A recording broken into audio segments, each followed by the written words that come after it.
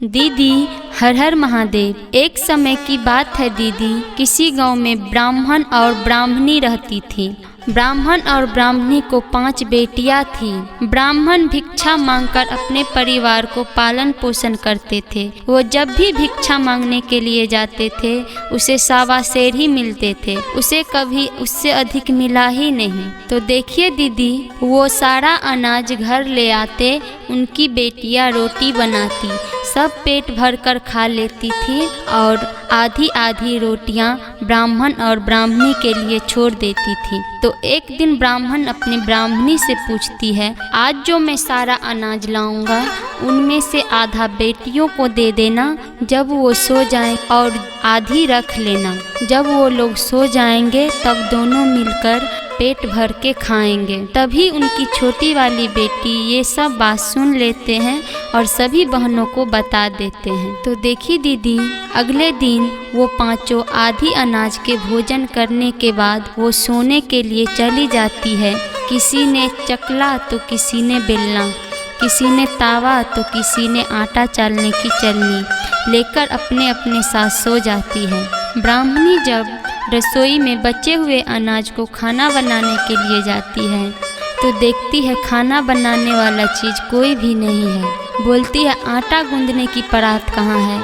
तो बड़ी वाली बेटी बोलती है, मेरे पास है माँ। तो बोलती है, चकला कहाँ है? तो दूसरी वाली बेटी बोलती है, मेरे पास है माँ। तो फिर बोलती है, अरे चलनी और बेलन कहाँ है? तो तीसरी और चौथी वाली बेटी बोलती है, मेरे पास है माँ। तो बोलती है, तवा कहाँ है? तो छोटी वाली बेटी बोलती है, मेरे पास है माँ। तब सभी रोटी बनाकर सब भर पेट खा के सो जाती है। दूसरे दिन बाद दीदी, जब ब्राह्मण अपने बेटियों से पूछते हैं, तुम किसके भाग को खाती हो? तभी तीनों बड़ी वाली बेटी बोलते हैं, मैं आपके भाग को खाती हूँ पिताजी। लेकिन तभी दोनों छोटी वाली बेटी बोलते हैं, मैं अपने भाग को खाती हूँ पिताजी। यह बात सुनकर ब्राह्मण को बहुत ही गुस्सा आ गया और बोले, मैं दिन रात भिक्षा मांग कर लाता हूँ तभी ये खाती है, तो ये ऐसा कैसे कह सकती है कि मैं अपने भाग्य को खाती हूँ। इस बात से ब्राह्मण नाराज हो गया और अगले दिन दोनों बेटी से बोलते हैं कि मैं तुम्हें मामा के यहाँ लेकर चलता हूँ। तो ब्राह्मण दोनों बेटी को लेकर चल और बहुत ही घने जंगल में एक आम के पेड़ के पास दोनों बहनों को बैठा देते हैं और बोलते हैं कि मैं पानी लेकर आता हूँ, तुम दोनों यहीं बैठो। तो वो ब्राह्मण अपने घर चले जाते हैं और दोनों बेटी वहीं पे रह जाती है। धीरे धीरे शाम होने लगती है, अंधेरा होने लगता है।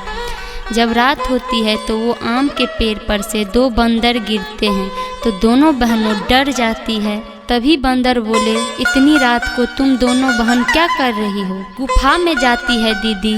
तब दोनों बहन बोलती है, मेरे पिता पानी लेने के लिए गए हैं, आते ही होंगे। तब बंदर बोलते हैं, यहाँ रहोगी तो यहाँ पे जंगली जानवर आते हैं, तुम दोनों को खा लेंगे, चलो यहाँ सामने वाला गुफा में मैं लेकर चलता हूँ। तब दोनों बहन बंदर के साथ गुफा के अंदर गई। तभी देखते हैं दीदी, चारों तरफ दोनों बहनों हीरा मोती सोना चांदी चमकते हुए। तब बंदर से बोलते हैं, आप कौन हो? तब बंदर ने बताया, हम दोनों राजकुमार हैं, मुझे एक साधु ने श्राप दिया था, जिसके कारण हम दोनों बंदर बन गए और हमारा नगर इस जंगल के धरती में समा गया।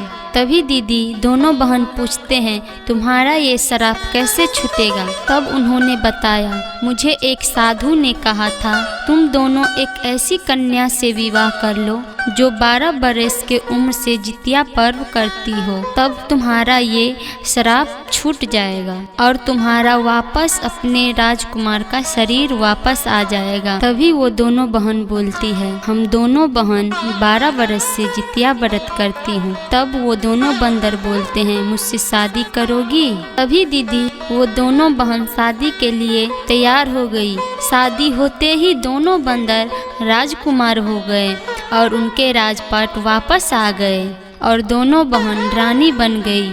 कुछ समय बाद दीदी जीवित पुत्री का व्रत आया, जिनमें दोनों बहन व्रत करती है जितवाहन भगवान के आशीर्वाद से जंगल की जगह उनको महल वापस आ गया। दोनों राजकुमार बहुत ही खुश हुए जंगल और आपस में बोलते हैं, ये सब जितवाहन बाबा की कृपा है जो मेरा महल आ गया, राजपाट सब धन दौलत सब वापस आ गया। दूसरी तरफ ब्राह्मणी को अपने बेटियों को याद आई। तभी वो ब्राह्मण से बोलते हैं, मेरी पुत्री को ठीक आज 2 साल हो गए मामा के यहाँ गए हुए, उन्हें यहाँ पे लाओ। तो ब्राह्मण अपने ब्राह्मणी के बात मानते हुए वो जाते हैं बहुत ही घने जंगल में। तो वहाँ देखते हैं एक सुंदर सा महल खड़ा हुआ।